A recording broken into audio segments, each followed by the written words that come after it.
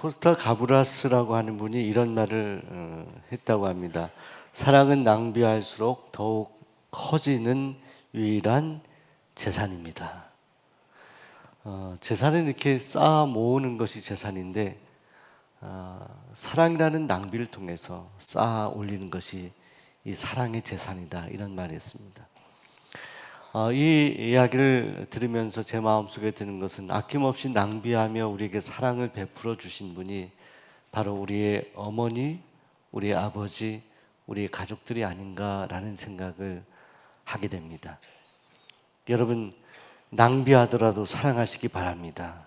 우리 옆 사람에게 낭비합시다, 이렇게 격려하면 어떨까요?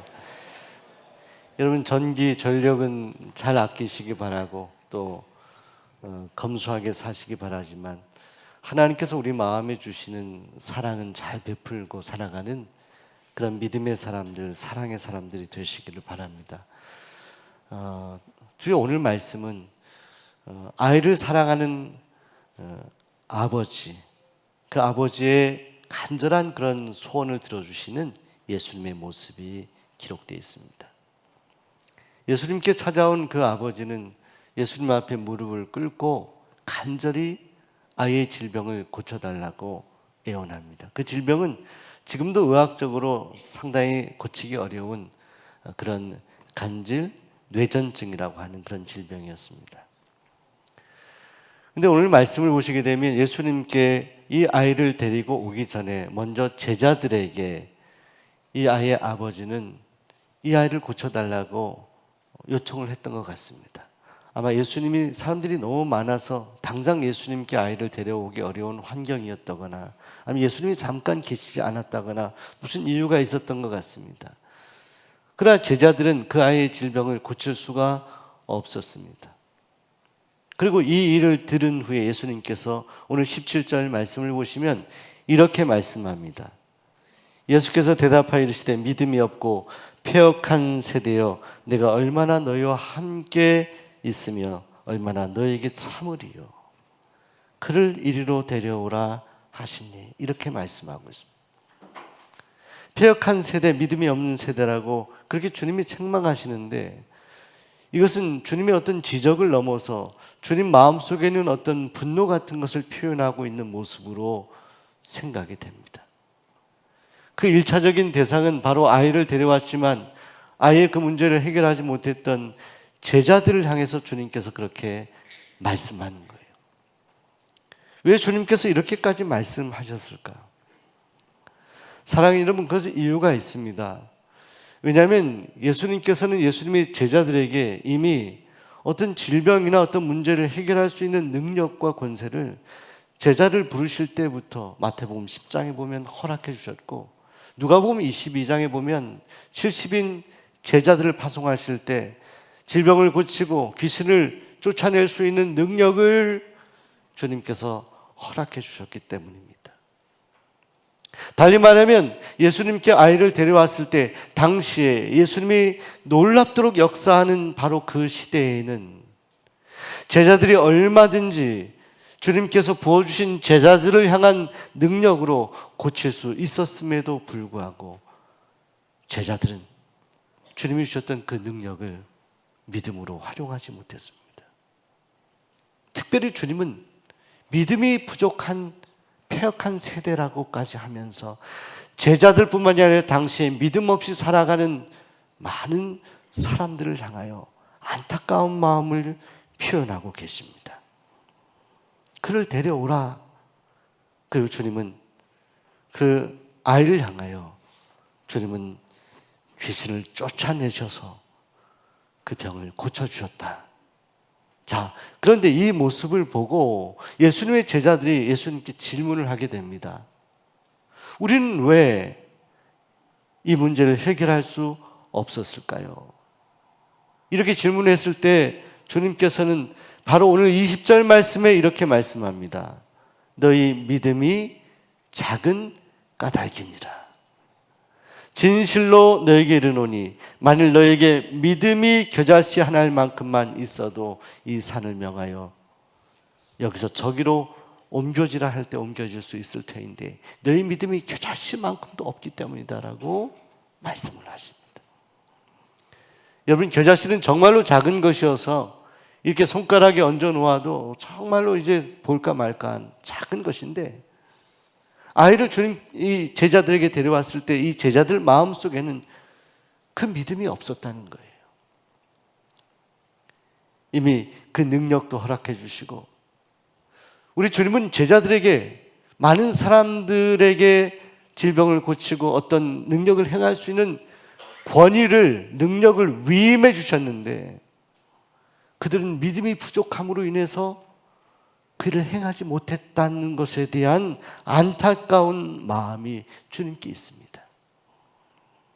그리고 또 하나는 정말 어려운 병에 걸려서 안타까워하는 그 아버지와 그 아이와 가족들의 심정을 충분히 이해하지 못하는 그런 제자들의 그런 모습, 그 모습 속에서 주님은 더 안타까운 마음을 갖지 않았을까라는 생각을 하게 됩니다. 사랑하는 성도 여러분, 오늘 저는 이 본문 말씀을 통해서 오늘 이 시대에 우리가 살아갈 때 정말 믿음으로 하나님 앞에 해야 되는 일들에 대해서 믿음 없이 우리의 마음과 우리의 감정과 우리의 인간적인 판단으로 그 일을 하려고 하는 일들은 없는지 한번 돌아보자, 이런 생각을 하게 됐습니다.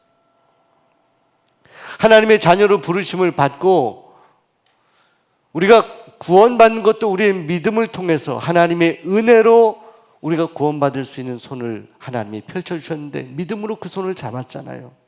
구원받은 것이 믿음인데, 우리가 일평생 살아가면서 하나님의 놀라우신 일들을 얼마든지 경험할 수 있음에도 불구하고 오늘 우리에게 위임해 주신 그 능력을, 그 믿음을 우리가 이 세상에 살아가면서 고백하고 발휘하지 못하고 실패하는 일들은 없는지. 여러분, 이렇게 생각할 수 있잖아요. 주님이 질병 때문에 제자들이 고침받지 못한 아이를 데려왔을 때, 잘했다, 내가 아이를 고칠 수 있는 유일한 존재다라고 이렇게 말씀하시지 않거든요. 오히려 제자들을 책망하시는 거예요. 너희들에게 얼마든지 그럴 수 있는 능력이 있는데 왜 못했느냐. 지금 이 시대에도 마찬가지. 하나님께서 오늘 우리에게 부어주신 그 은혜와 능력으로 얼마든지 할 수 있는 일들을 우리가 감당하지 못함으로 그 일들이 예수님께 직접적으로 상고되는 일이 있을 때 주님이 안타까워하실 수 있다는 거예요. 사랑하는 여러분, 성도는 무엇입니까? 성도는 믿음으로 살아가는 사람들이 성도인 것입니다. 성도의 가장 소중한 핵심은 바로 믿음입니다. 우린 믿음으로 구원받는 것이고, 우린 믿음으로 이 땅을 살아가는 여러 가지 어려운 일들을 만났을 때도 믿음으로 주님 앞에 나아가 믿음으로 역사하시는 하나님을 경험하는 사람들이 바로 성도인 것입니다. 우리가 최선을 다하여 살아가는 모습도 바로 믿음으로 살아가는 것입니다. 얼마든지 주님께서 우리에게 그 믿음으로 아름답고 복된 삶을 살아갈 수 있는 길을 열어주셨음에도 불구하고 그 믿음의 길을 가지 못하고 우리의 가치 판단으로, 우리의 감정으로, 우리의 생각으로, 우리의 믿음의 부족함으로 그 일을 이루어내지 못하는 일들이, 어떤 일들이 있는지 한번 생각해 보자는 것입니다. 여러분, 여름 성경학교 시작했는데 어저께 우리 영유치부 성경학교인데요, 아이들이 정말 많이 왔어요. 전도도에서 오고. 근데 애기, 우리 영유치부 하면은 3세부터 6세, 7세까지잖아요. 기도하는데 이렇게 기도하더라고요. 손을 이렇게, 고사리 손이에요. 정말 고사리 손. 점심에 주먹밥을 주셨는데, 여러분, 주먹밥이 이만한 주먹밥이 아니라 우리 영유치부 애기들 손에 맞는 주먹밥을 주셨더라고요. 그래서 이만한 주먹밥을 얼마나 맛있는지. 근데 어떤 애기 기도하는데요, 이렇게 기도하더래요. 예수님 감사합니다 하고 중간에 눈을 살짝 뜨고 예수님 좋아요 이렇게 기도합니다. 얼마나 아름다운 모습입니다. 주님이 그런 말씀하셨잖아요. 어린아이와 같지 않고서는 너희가 천국에 갈 수가 없다. 어떤 것? 순수하고 깨끗한 믿음이에요. 여러분, 우리가 살아가면서 풀리지 않는 문제들, 어려움들 만날 수 있습니다. 근데 적어도 하나님이 우리에게 믿음을 주셨다라고 한다면 우리의 인간적인 방법으로 그 문제를 해결하려고 우리가 최선을 다하기보다 믿음으로 하나님 앞에 나아가시기 바랍니다. 믿음으로 기도하시기 바랍니다. 믿음으로 말씀 붙잡으시기 바랍니다. 저는 목회를 하면서 많이 봤습니다. 하나님의 사람들은 하나님의 사람들답게 그 문제를 해결할 수 있는 그 길을 가야 된다. 그 선택지를 선택해야 된다는 거예요. 시험 보는 학생이 문제 낸 것에 대해서 사지선다 그 4개의 답 가운데 하나를 선택하는 그런 선택이 아니라 우리는 무조건 믿음이라고 하는 그런 관점에서 그 문제를 접근하고 내가 믿음으로 할 수 있는 것이 무엇인지를 바라볼 수 있어야 하는 것입니다. 사람과의 관계에 있어서 믿음이 필요합니다. 목사님, 저는 세상 살아봤는데 사람은 정말 믿을 것이 못 되더라고요. 종종 설교하면서 저도 그런 설교예요. 사람은 사람이고 하나님은 하나님이십니다. 사람은 사랑의 대상이고 하나님은 믿음의 대상입니다. 맞는 얘기예요.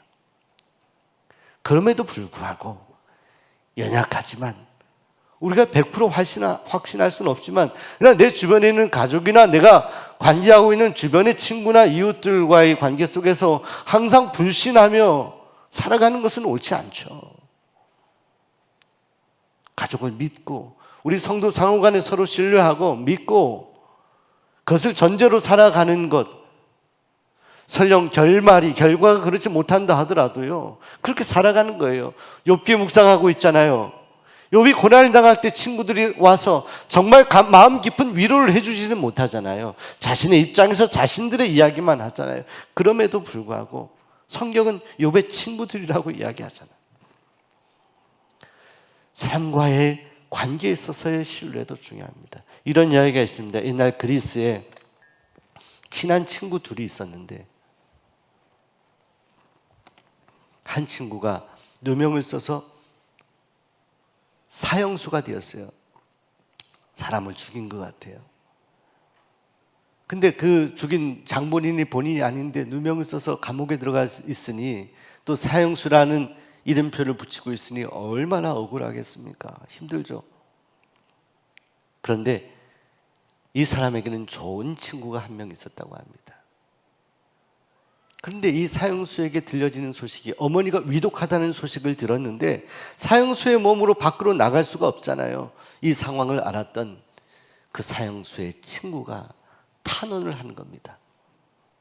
제가 대신 제 친구 대신 이 감옥에 며칠 동안 있겠습니다. 제 친구를 풀어주셔서 어머니를 뵐 수 있도록 하면 좋겠습니다. 사형수였지만 자신이 죄가 없이 그 감옥에 있는 상황에서 어머님의 임종을 볼 수 없다는 건 너무너무 안타까운 그 친구의 사연을 알았던 그 관계자들이 그렇게 허락을 해줬어요. 기간은 4일이었습니다. 4일 동안 돌아와야 되는데 근데 4일이 되는 날도 거의 끝나가는 날도 돌아오지 않아요. 그때 이 감옥에 있던 이 사형수를 관리하는 사람이 거부를 하고 이 사람은 사형수가 맞다고 도망가지 않았느냐고. 그때 그 친구가 대신 감옥에 와 있는 친구가 말하는 거예요. 아니라고. 나는 내 친구를 믿는다고. 반드시 돌아올 거라고. 그런데 아니나 다를까 그 말이 떨어지기 얼마 후에 친구가 헐레벌떡해서 감옥으로 돌아오면서 하는 얘기가 제가 약속을 지키려고 어머님 마지막 임종을 뵙고 돌아오는데 비가 엄청나게 세차게 와서 그래서 물이 불어서 다리를 건널 수가 없어서 물 빠진 거 기다리다가 이제야 오게 되었다라는 이야기입니다. 이 이야기를 들었던 여기에 관계된 사람들뿐만 아니라 가장 높은 권위자가 이 두 사람을 다 풀어주었다. 이런 전설 같은 이야기가 있습니다. 여러분, 우정도 소중합니다. 사람과의 신뢰도 소중합니다. 여러분, 우리 옆에 계신 분들에게 서로 믿고 삽시다. 서로 믿고 삽시다. 여러분, 믿는 성도들 상호간에는 필요합니다. 그런데 성경은 말씀하기를요, 우리에게 그런 믿음, 사람에 대해서도 그렇잖아요. 아, 저 사람 믿을 만하다. 나는 믿고 살고 싶다. 근데 그 믿음 같은 것이 사람을 향해서라기보다는 우리를 이 땅에 보내신 생명의 주인 되신 하나님께 그 믿음을 쏘아 올려야 된다는 거예요. 하나님에 대한 믿음이 없으면 우리는 껍데기 같은 인생이라는 거예요. 어떤 일을 하든지 우리가 하나님을 인정하고 하나님을 믿어야 된다는 것입니다. 그래서 이 믿음을 집중적으로 설명한 히브리서 기자는 이렇게 고백했습니다. 히브리서 11장에 믿음의 장이라 그러죠. 믿음은 바라는 것들의 실상이요 보이지 않는 것들의 증거다. 여러분, 믿는 것, 보는 것만, 보이는 것만 믿으십니까? 아니라는 것. 여러분, 우리가 믿는 믿음의 삶을 살아가다 보면 정말로 놀라운 신령한 세계가 있어요. 우리가 다 알지 못하는 놀라운 하나님의 손이 있고 역사가 있어요. 그 일들을 경험하기 위해서 우리에게 가장 필요하고 다른 것들이 아니라 가장 필요한 유일한 것은 오늘 우리 안에 있는 믿음이라는 거예요. 믿음을 가지고 있었던 요한에게 바모섬에서 놀라운 환상을 보여줍니다. 믿음을 가지고 있었던 다니엘에게 포로 생활 가운데 놀라운 환상을 보여. 믿음이 있었던 사도 바울에게 3층 천에 가는 천국에 갔다 오는 경험을 하기도 하셨잖아요. 예수님이 공생에 사역할 때 수많은 사람들을 치유하시고 그 영혼을 변화시켰어요. 다 치료받은 것은 아닐지 모릅니다. 지금도 그래요. 질병이 다 치료되지 않을 수 있습니다. 그러나 하나님은요, 믿음으로 하나님 앞에 나아가는 사람에게 그 심령, 영혼을 치유하시는 역사를 허락해 주세요. 존재를 바꿔주시는 역사. 그래서 히브리서 기자는 또한 고백하잖아요. 믿음이 없이는 하나님을 기쁘시게 할 수 없으니 하나님께 나아가는 자는 반드시 그가 계신 것과 그가 하나님을 찾는 자들에게 상 주시는 이심을, 마지막 해보세요. 주시는 이심을 믿어야 할지니라. 믿어야 할지.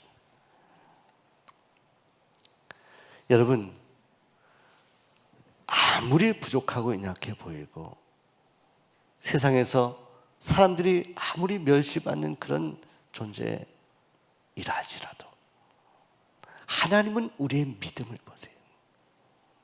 아무리 핍절하고 가난해도 하나님은 우리의 믿음이 있다면 소중히 여기는 거예요. 세상의 모든 것을 다 가지고 있어도 우리 마음에 하나님을 향한 믿음이 없으면 하나님은 불쌍히 여기는 거예요.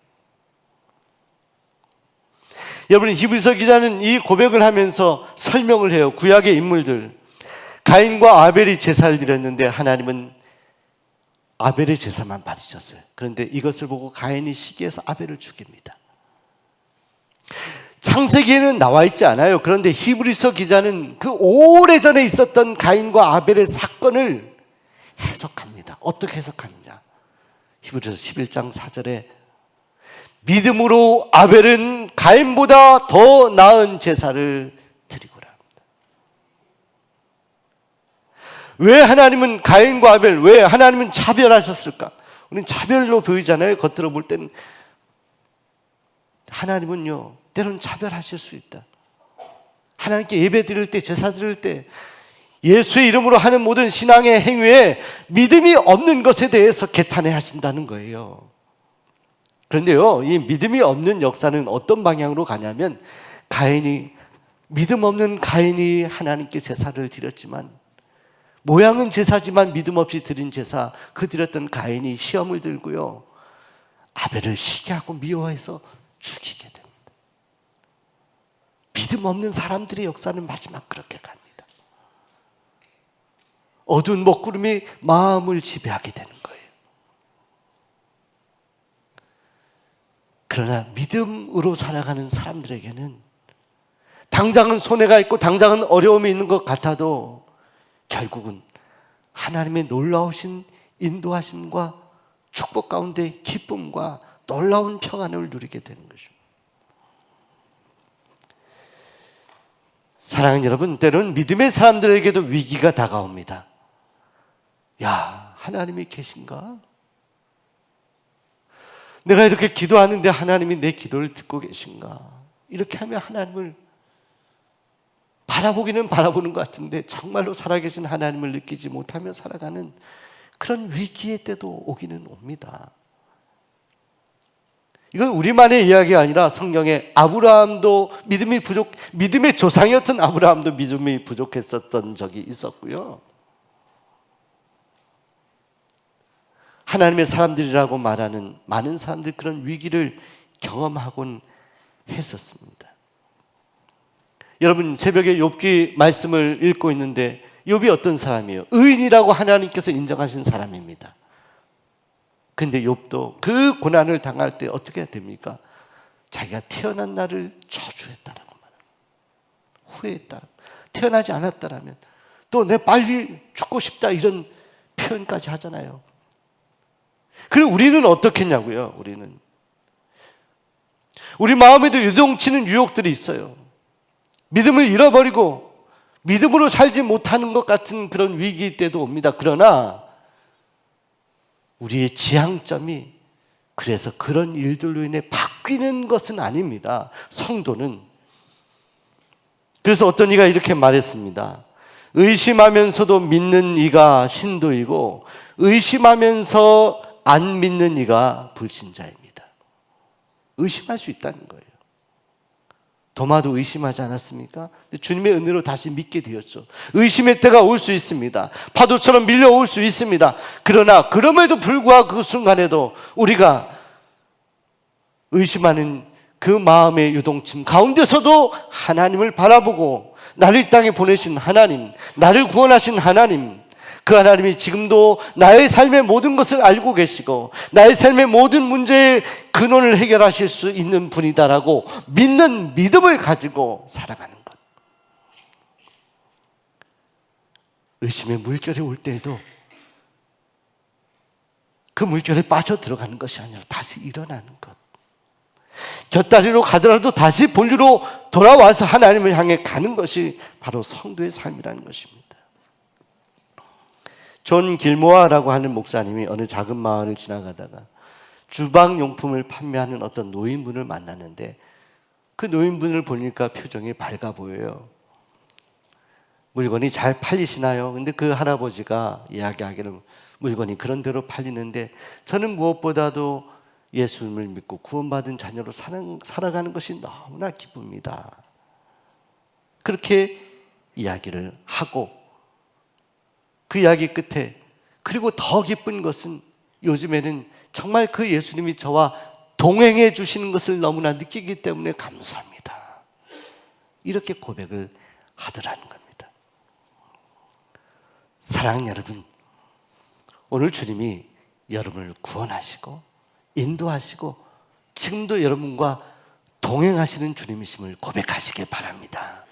살아계신 하나님이 여러분의 삶을 다 알고 계시고 또 하나님께서 오늘 우리가 구원받은 하나님의 자녀로 살아갈 뿐만이 아니라 이 땅을 살아가는 동안에 하나님이 하실 일들을 우리에게 많이 부탁하시고 위임하신 일들에 대해서 우리가 믿음을 선포하고 믿음을 고백함으로 귀한 일들을 이루어 가시기를 소원하고 축복합니다. 오늘 말씀 여러분 그 이후에 어떻게 되었는지 성경은 나와 있지 않지만 병을 치유받은 그 아이가 아버지로부터 가족들로부터 예수님이 널 치유해 주셨어 이 이야기를 들었을 때 얼마나 감사했을까요? 그 주님이 늘 동행하심을 느끼고 살아가는 그 아이의 인생을 생각하게 됩니다. 오늘 우리에게도 우리 삶의 여러 가지 문제 가운데 믿음으로 나아갔을 때 그 문제를 치료해 주시고 해결해 주신 주님과 동행하며 살아가는 것이 오늘 여러분들에게 큰 기쁨이요 감사가 되기를 소원합니다. 어느 저녁 해가 질 무렵에 어떤 노인과 그의 손자가 호숫가에 서서 대화를 나누었다고 합니다. 계절이 왜 이렇게 매번마다 바뀌는지, 또 이렇게 호숫가에 지렁이가 보이는데 왜 여자분들이 지렁이를 싫어하는지, 뭐 이런 사소한 이야기들을 나누는 가운데 손자가 할아버지를 가만히 쳐다보더니 질문을 던졌다고 해요. 할아버지, 그런데 저 아름다운 자연을 보니 정말 하나님이 계신 것 같기도 한데 하나님을 본 사람이 이 세상에 있을까요? 이런 질문을 던졌다고 합니다. 하나님을 본 사람이 있을까요? 할아버지에게 은근히 질문한 거예요. 할아버지는 하나님 봤어요? 이런 질문을 한 거겠죠. 그때 이 할아버지가 잔잔한 호수를 바라보면서 이렇게 대답을 했다고 합니다.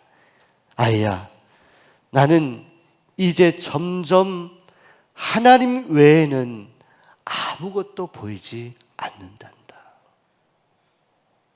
아이는 하나님 본 사람 있을까요? 할아버지 봤어? 하나님 봤어? 이런 질문했는데 할아버지는 그 아이를 향하여 나는 하나님 외에는 요즘에 보이지 않는다. 여러분, 저와 여러분이 믿음으로 구원받은 하나님의 백성들, 우리에게 당면한 여러 가지 일들, 염려가 생기고 걱정이 생길 수 있겠죠. 여러분, 그러나 믿음으로 하나님 앞에 나아가시기 바랍니다. 여러분의 믿음을 하나님께 드리시기 바랍니다. 그런 인생을 살아가다가 오늘 저와 여러분도 인생의 노년에 오늘 우리의 다음 세대가 우리에게 질문할 때 하나님이 보이지 않아요, 아버지, 할아버지, 하나님이 저희 눈에 보이지 않아요 할 때 그 아이에게 이렇게 고백할 수 있었으면 좋겠어요. 아이야, 난 요즘에는 하나님 외에는 보이는 것이 없단다. 오늘 너와 나에게 하나님이 전부야. 그 하나님께 믿음으로 가자. 믿음으로 살아라. 성경학교 하고 있는 우리 다음 세대들 안에 하나님에 대한 이 믿음이 충만해지기를 소원합니다. 그리고 오늘 우리 안에 살아계신 하나님에 대한 믿음이 충만하여 우리가 하는 그 어떤 일이라도 믿음으로 행하는 믿음의 사람들이 되시기를 소원하고 축복합니다. 기도하겠습니다. 하나님,